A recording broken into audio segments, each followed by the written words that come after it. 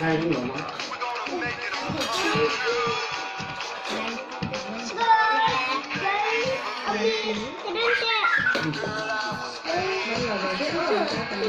Ring berbeda.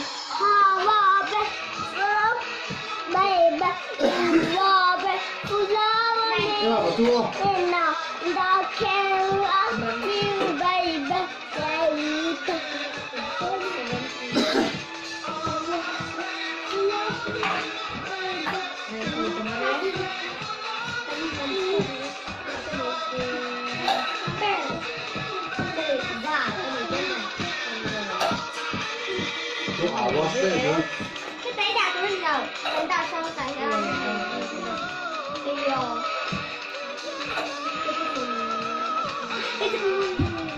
ôi nó phải mất đầu ô cả mất đầu vì cái cảm ơn chẳng ơn tôi cảm ơn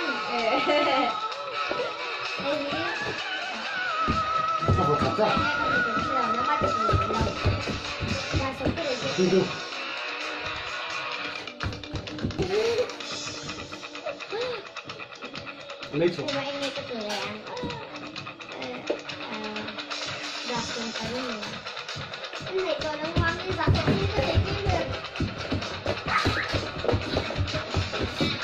không ui cái vấn đề chưa chỉ là số cái đấy chưa này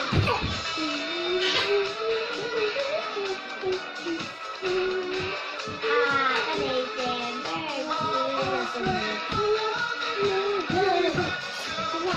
bắn cái cửa đồ và sống đi cái để bắn rồi khi tôi vào sống đi khỏi là số cái này ai là số cái này chưa này